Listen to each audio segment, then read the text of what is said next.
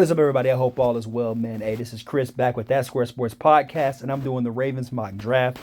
Guys, I understand that I have been busy with a lot going on. Therefore, these videos, I'm almost done with all the mock drafts. I want to kind of talk more today about the Ravens, but also videos that is coming soon.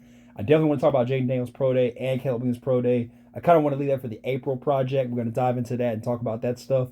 For the rest of this month, though, these last few days, pretty much all strictly mock drafts, pretty much what we got lined up on this channel. And then we'll dive in from there. We'll talk about a few free agencies here and there that's going to really make a difference for the team. It's kind of not breaking news and all that. You signed a kicker. Okay, cool. That's what's up. I appreciate that. But, all right, enough of that BS, though. Let's dive right into it, okay?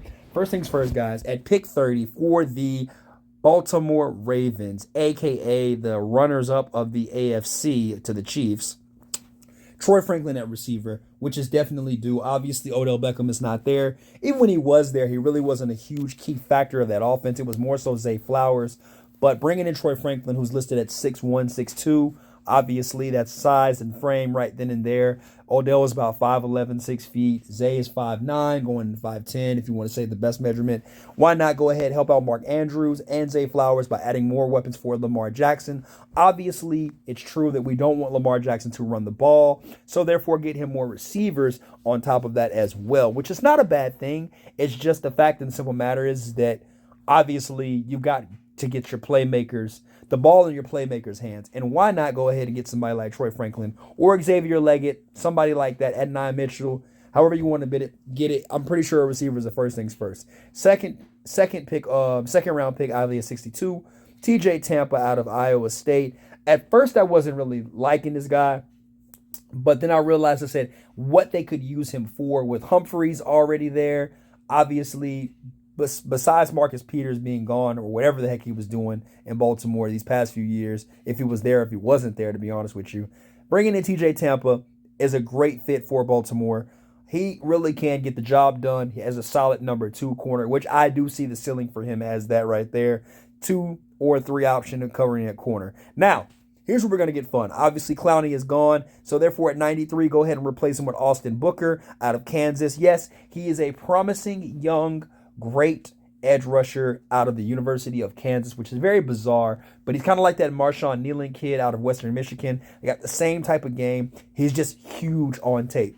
6'4", great frame, good arms, good swim move, fast enough to recover. Man, he just plays really good football, man, to be honest with you. Now, obviously, Ravens are built on defense, and that's kind of where I went these past 3 picks in a row. And capping it out at 113 is Cedric Gray, who I think is the heart and soul of the North Carolina defense. To me, he's the third best linebacker in this draft behind Peyton Wilson and Edgerrin Cooper. Obviously, Cooper is number 1, then everybody else falls in line after that. But Gray is not a bad bet as well. He gets the job done. He's smooth, plays sideline to sideline, got a good frame, can really cover in the press. He actually can press upon receivers very well at pretty good speed for his size, to be honest with you, too, as well, guys. Now, at 130, we finally take care of what we need to take care of. Let's address the offensive line some more. Obviously, they got Daniel Falele and Tyler Linderbaugh a couple years back. They've been rebuilding, slowly rebuild that. Yes, Mason McCormick is a great fit as well. He could be guard. He could play center. More so guard because obviously Tyler Linderbaugh handles that very well. So why not? Also a small school kid coming out as well on that offensive line. Why not? Go ahead and reconstruction that. And he can help some with the run game as well, too. Now, Jamari Thrash at receiver, another pivotal piece here for the Ravens. Just go ahead and double dip a receiver in this draft. Yes, I know we took Troy Franklin in the first round, but let's take him. Let's take my boy Jamari Thrash here, who's just a straight thrasher. He just literally, his name fits him for what his game style is like. He was literally Louisville's only option at receiver, and he excelled to the highest degree. So, honestly, dude, why not? Why not? Take him right then and there. He fits the scheme. He and Lamar Jackson have this thing where they know how to improvise on plays, and that's what he was really good at when he was in Louisville, especially with Plummer throwing him the ball. Now, got Chris Boyd, a defensive line, obviously just more interior for that, just more so of a depth play.